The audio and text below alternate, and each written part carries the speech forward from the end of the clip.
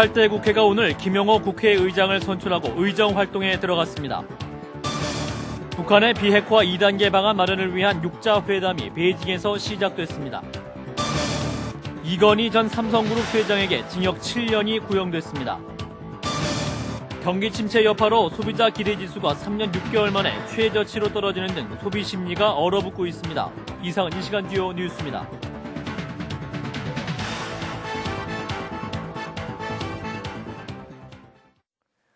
여러분 안녕하십니까? 김영호 국회의장이 오늘 정식 선출되면서 40여일간 공전을 이어온 18대 국회가 정상화됐습니다. 당장 다음 주부터 쇄국의 국정조사가 시작되는 등 늦은 개원만큼이나 산적한 현안 과제도 많습니다. 정재훈 기자의 보도입니다. 당선되었음을 선포합니다. 전반기 입법부를 이끌 김형호 국회의장이 역대 최다 득표로 정식 선출되면서 파행을 이어온 정국이 새로운 단계로 돌입했습니다.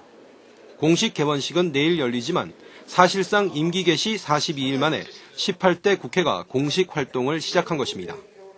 오선 의원인 김형호 신임 의장은 인사말을 통해 재헌 60주년을 맞는 때에 중책을 맡게 됐다며 신뢰와 품격 있는 국회를 만들자고 강조했습니다.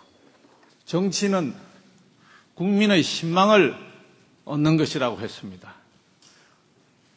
의장인 제가 의원 여러분들의 신망을 잃게 된다면 우리 국회는 표류하게 될 것입니다. 이로써 18대 국회는 굵직굵직한 현안들을 놓고 바쁜 행보를 시작하게 됐습니다. 오늘 본회의에서는 여야가 이미 합의한 가축 전염병 예방법 개정안과 쇄국이 국정조사 특위를 포함한 6개 특위 구성안을 통과시켰습니다.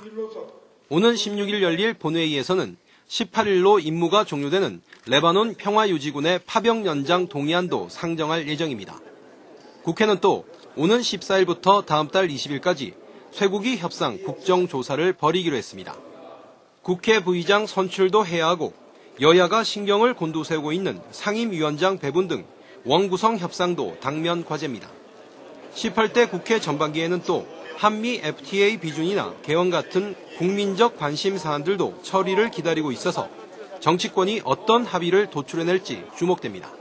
CBS 뉴스 정재훈입니다. 한나라당이 친박연대 서청원, 홍사덕 의원 등 모든 친박 의원들에 대해서 일괄 복당을 허용하기로 결정했습니다.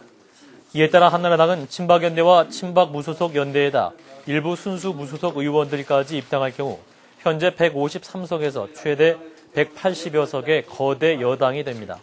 박기태 대표는 친박 의원들의 복당 문제가 드디어 종착역에 도착했다면서 앞으로 개파 얘기가 안 나오는 정당이 되기를 진심으로 바란다고 밝혔습니다.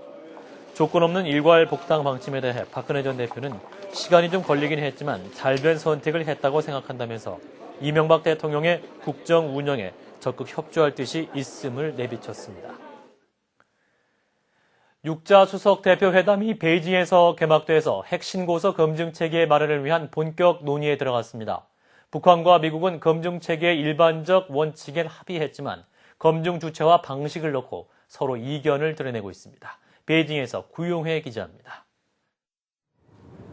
6자회담 참가국들은 오늘 오후 베이징의 다오이타이에서 수석대표 회담 개막식을 갖고 비핵화 2단계 마무리 방안 논의에 들어갔습니다. 6자 수석대표들은 개막식 연설을 통해 북한의 핵신고서 검증체계와 경제에너지 지원 문제 등에 대한 각국의 입장을 밝혔습니다. 북한과 미국은 핵심 쟁점인 검증체계 문제와 관련 완전하고 정확한 검증의 원칙에는 동의했지만 검증의 주체와 방식을 놓고 서로 다른 입장을 개진했습니다. 미국 측 수석대표인 힐 차관보는 검증 주체와 방식에 대해 6자회담 참가국들은 물론 국제원자력기구도 참여해야 하고 자유로운 현장 접근권을 강조한 것으로 전해졌습니다. 김경환 북측 수석대표는 그러나 IAEA 국제원자력기구의 사찰 참여에 대해서는 부정적인 입장을 표시한 것으로 알려졌습니다.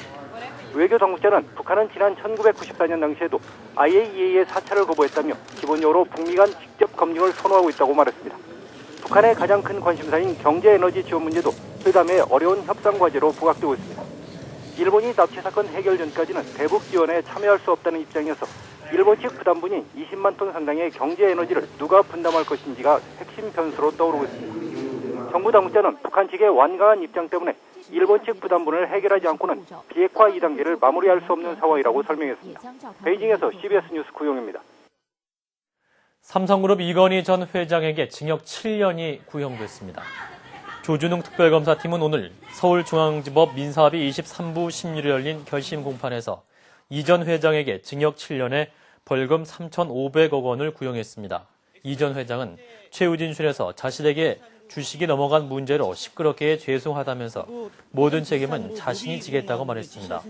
재판부는 3개월 안에 1심 재판을 마치도록 한 특검법 규정에 따라서 오는 16일 전에 선고를 할 예정입니다. 경기 침체 여파로 소비자 기대지수가 3년 6개월 만에 최저치를 기록하는 등 소비 심리가 꽁꽁 얼어붙고 있습니다. 이성태 한국은행 총재는 금리 인상 가능성을 시사했습니다. 박지환 기자입니다. 물가 상승 등 경기 악화로 소비자들의 심리가 급속히 냉각되고 있습니다. 지난달 소비자 기대지수는 86.8로 지난 2004년 12월 이후 3년 6개월 만에 가장 낮았습니다. 특히 이번 소비자 기대지수는 전 소득 계층과 전 연령대에서 모두 하락하며 기준치 100을 넘지 못했습니다. 또 전달과 비교해볼 때 400만 원 이상 소득 계층과 30대 연령층에서 하락폭이 뚜렷했습니다. 통계청은 이와 관련해 그만큼 소비자들의 현재 경기에 대한 인식이 좋지 않다는 의미라고 밝혔습니다. 이런 가운데 한국은행은 오늘 시장의 예측대로 기준금리를 연 5%로 11개월째 동결했습니다. 그러나 이성태 한은 총재는 금통위를 마친 뒤 기자간담회에서 본질적으로 한국은행에 부여된 임무가 무엇인가를 생각하지 않을 수 없다고 밝혀 금리 인상 가능성을 시사했습니다. 한국은행이 본질적으로 부여받은 임무가 뭐냐, 그런 것을 생각하지 않을 수 없는. 한국은행에 부여된 임무란 중앙은행으로서 물가를 안정시키는 것을 의미하고 따라서 물가 급등을 막기 위해 조만간 금리를 올리겠다는 뜻으로 풀이됩니다. CBS 뉴스 박지환입니다. 해외여행이 급증하는 여름 휴가철을 맞아서 항공편 탑승객들의 휴대폰 등 세관의 물품 검사가 대폭 강화됩니다. 관세청은 과소비 억제와 밀수품 국내 반입 차단을 위해 다음 주부터 8월 말까지 해외여행객에 대한 휴대폰 검사를 강도 높게 실시할 계획이라고 밝혔습니다. 관세청은 홍콩 등 호화 쇼핑이 많은 지역이나 중국, 태국 등 밀수 우범 지역에서 출발하는 항공편에 대해서 모든 여행자에 대해 휴대폰을 전량 개장 검사하고 신변 검색도 강화한다는 방침입니다. 시행에 들어간 지 1년도 되지 않은 분양가 상한제에 대해서 정부가 대폭 수정할 방침입니다. 국토해양부는 분양가 상한제로 인해서 주택 공급에 차질을 빚고 있다며 도심의 경우 택지비를 감정가 이상으로 인정할 방침이라고 밝혔습니다. 국토해양부는 또 올 하반기 주택 시장에 따라서 재개발, 재건축 규제를 완화할 것이라고 밝혔습니다. 분양가와 집값 상승 억제를 위해 도입했던 분양가 상한제와 재건축, 재개발 규제가 본격 시행되기도 전에 이처럼 완화될 전망이어서 정책의 신뢰성이 떨어지는 것은 물론 분양가 상승이 우려되고 있습니다. 식물인간 상태에 빠진 75살 김모 씨의 가족들이 어머니에게서 인공호흡기를 제거해달라며 병원을 상대로 낸 가처분 신청에 대해서 법원이 기각 결정을 내렸습니다. 서울 서부지방법원 민사 21부는 평온하고 자연스럽게 숨길 수 있도록 해달라면서 김 씨의 자녀들이 낸 가처분 신청에 대해 현행법상 허락할 수 없다고 결정했습니다.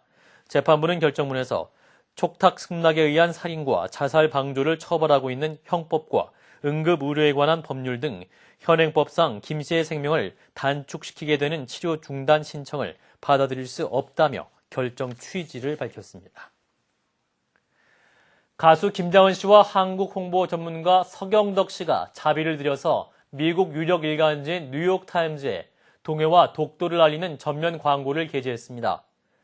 9일자 뉴욕타임즈에 실린 동해 독도 광고는 당신은 알고 계십니까? 라는 헤드라인 아래 한반도 주변 지도와 함께 동해에 위치한 독도는 한국의 영토라는 내용이 실려 있습니다.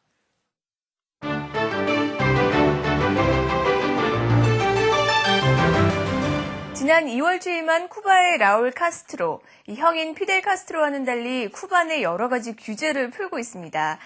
취임 후 쿠바 내 고급 호텔 숙박이 허용됐고 휴대폰이나 컴퓨터 구입도 가능해졌는데요. 이번에는 9년 만에 개인 택시를 허용하게 됐습니다. 쿠바의 거리로 한번 가보시죠. 라울 카스트로 쿠바 대통령이 지난 1999년 이후 중단했던 쿠바 내 개인 택시 운행 허가를 다시 내주기로 결정했습니다. 정부로부터 지원을 받게 될 새 택시 기사들은 가솔린이 무료로 제공되고 특정 구간 내에서 고정 요금이 부과됩니다. 개인 택시 허용이 금지됐음에도 불구하고 쿠바 내 불법 택시 운행 수는 합법적인 택시 기사들의 수보다 많았습니다. 벌금을 감수하면서 불법 택시를 운행한 이들은 심한 경우 체포되기도 했는데요. 쿠바 내 수많은 불법 택시들의 수를 감안했을 때 합리적인 결정이라는 평가가 나올 것 같습니다. 1년에 700만 명의 관광객이 방문하는 에펠탑이 레노베이션에 들어갑니다. 입장권 구매 시간을 단축시키기 위해서 인터넷으로 예매를 할 수 있어 더 이상 긴 줄에서 기다리지 않아도 됩니다. 에너지와 물을 절약하는 시스템을 도입하고 기념품점, 식당 등 편의시설을 개선해 관람객들은 더 좋은 서비스를 받을 수 있습니다. 2억 6,700달러를 들여 좀 더 친환경적인 에펠탑을 만들겠다는 계획은 2015년에 끝낼 예정이라고 하는데요. 건축된 지 100여 년이 넘은 프랑스의 상징 에펠탑이 어떤 모습으로 바뀌게 될지 기대가 됩니다. 계속 이어지는 폭염으로 지구온난화의 심각성이 피부로 느껴지시죠? 지구온난화로 북극의 빙하도 곧 소멸될 거라는 연구 결과가 나왔습니다. 지구 곳곳에선 빙하가 녹아내리고 있는데요. 특히 아르헨티나 빙하 붕괴는 참 이례적이라고 합니다. 자세한 내용 화면으로 함께 만나보시죠. 아르헨티나 남부 파타고니아 지방의 산타크루스주, 페리토 모레노 빙하의 일부인 얼음 터널이 붕괴되고 있습니다. 아르헨티나 남부는 현재 한겨울이지만 보기 드물게 거대한 빙하가 겨울철에 무너져 내리고 있습니다. 자연의 변화 그리고 기후변화는 그동안 사람들이 느끼지 못할 정도로 진행됐지만 앞으로는 그 속도가 급격히 빨라질 수 있다고 하는데요. 기후변화에 대한 국제적인 관심과 대응책 마련이 가장 시급하겠습니다. 미국의 미시간주에서는 매년 수백 명의 아이들이 진흙이 가득 찬 연못에서 즐거운 비명을 지릅니다. 미시간 공원에서 주최하는 이번 행사에는 아이들에게 진흙 연못을 만들어주기 위해 200톤의 흙과 12만 리터의 물이 사용됐습니다. 온몸은 온통 진흙으로 범벅됐지만 마냥 신난 아이들. 즐거운 아이들 모습이 폭염 속 더위를 좀 식혀주는 것 같죠. 지금까지 박주연이었습니다.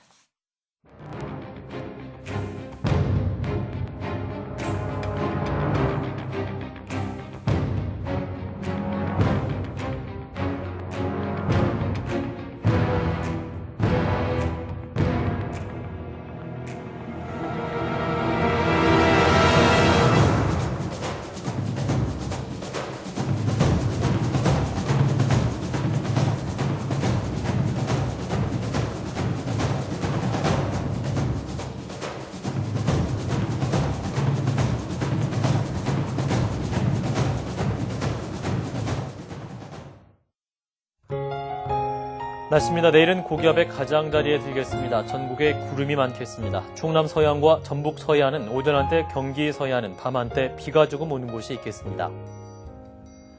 아침 최저기온은 22도에서 25도, 낮 최고기온은 27도에서 32도가 되겠습니다. 서울의 현재 기온은 27.4도입니다. 이상으로 CBS 뉴스를 마칩니다. 고맙습니다.